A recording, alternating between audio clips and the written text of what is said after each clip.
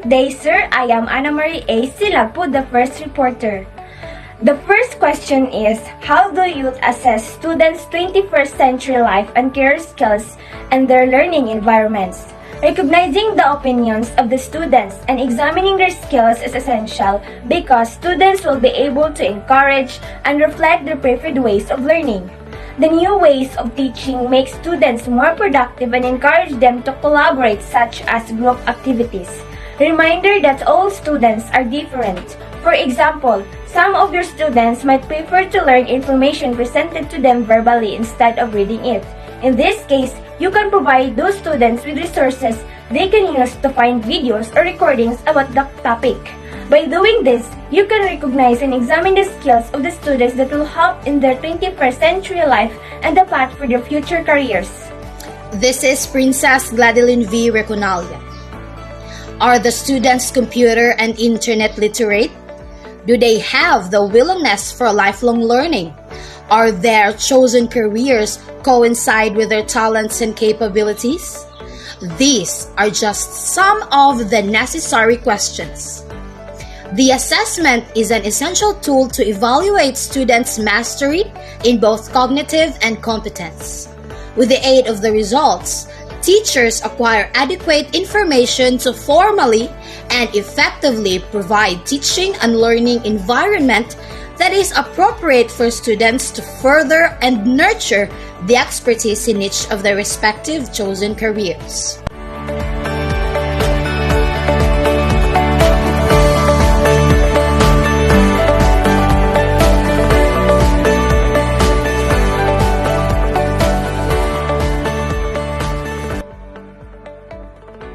First standard is functionality.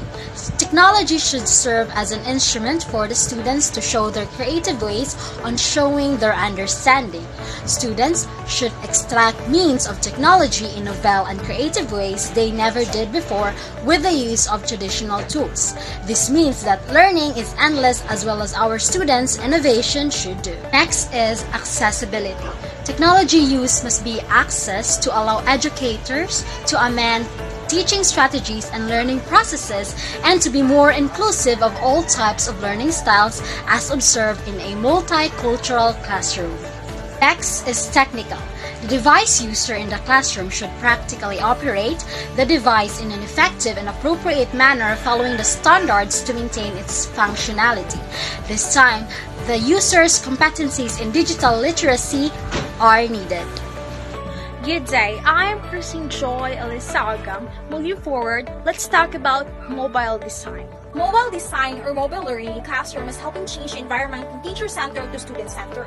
It allows students to research topics on the internet, make use of educational apps, communicate, and become problem solvers. So the next one is privacy, data, and the protection rights. Teaching kids about cybersecurity is the most taking those rules you've taught them about the real world and applying them to cyberspace. Don't talk to strangers, don't chat with or accept friend requests from people you don't know, and most certainly, don't share your personal information with anyone or in the internet. Next one is social presence remains the key to a successful learning experience, and understanding social presence with its critical connection to learning and community building allows us to better support faculty and students. Social presence in online learning stimulates the whole e-learning experience, enhances learners' instructors' interaction, and improves learners' activities as well. Good day everyone, I am Jinpei M. Subrado. So when we say teaching presence defines as design, facilitation, and directions of cognitive and social process for the purpose of realizing personally, meaningful, and educational worthwhile learning outcomes. Teaching presence includes both planning and forethought that go into building your course and what to do in the moment when you're interacting with your students. The parts of teaching process that occurs while the course is in session, including facilitations of this course and direct instructions. The best example of this is feedback. The next is assessment or educational evaluation. It is the systematic process of documenting and using empirical data on the knowledge, skills, attitudes, and beliefs to refine programs and improve learning. Assessment is a key component of learning because it helps students to learn. Cognitive presence the extent to which a student can construct meaning through sustained communication. It focuses on the importance of critical thinking and represents learning outcomes that meet the learning goals. Example is discussion forums that include meaningful and thought-provoking questions that get students to think and apply the course content.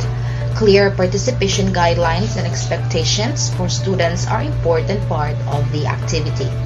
Design and feature means look and feel. Layout design, navigation, feature set, punctuality, and overall structure, sequence, and organization with the most convenient use of media.